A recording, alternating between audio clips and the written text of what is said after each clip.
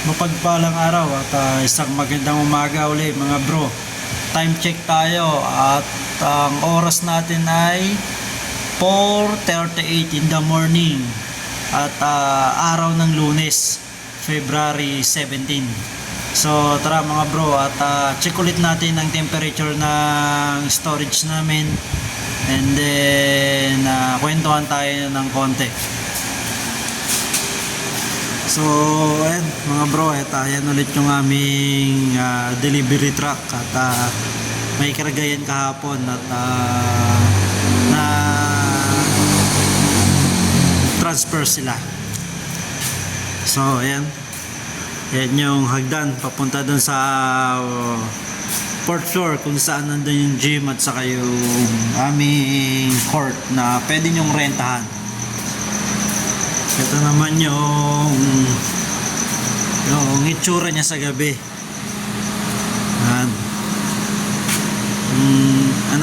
Another storage namin, parking area. So let's go guys, and then we're gonna check the temperature of our cold storage.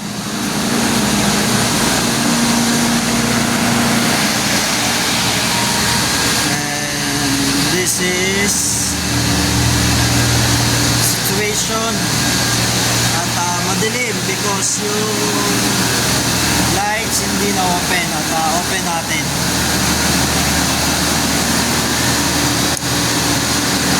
Yun. So tignan natin. Okay, so far so good ulit at normal lang. No problem.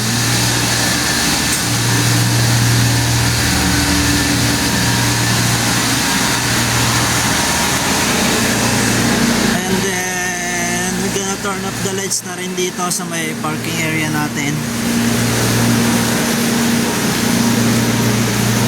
Ayan.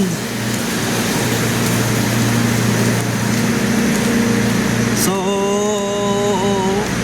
tapos na rin ang ating 24 hours duty and hinihintay-hintay na lang natin ang ating kapalitan at maya maya darating na rin yun.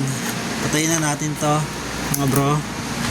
Ayan, so medyo madilim muli. Ayan,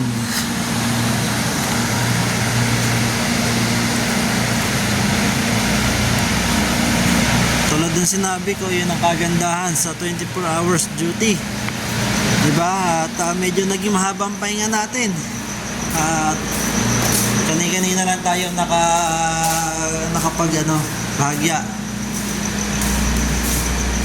So ayan mga bro, at balik tayo sa ating pwesto. Ayan, at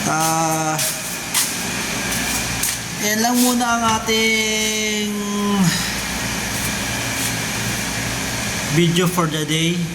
So for the other day at mas marami pa tayong pag-uusapan about sa ating duty as a security. And pag may time at makalabas tayo ng Lalamove or MC Taxi kay Mubit, we're gonna get another story for that. So for now, this is muna, and then no more no less. Ito ulit ang aming CCTV. Yan. At isang magandang umaga at mapagpalang araw sa inyong lahat. And God bless.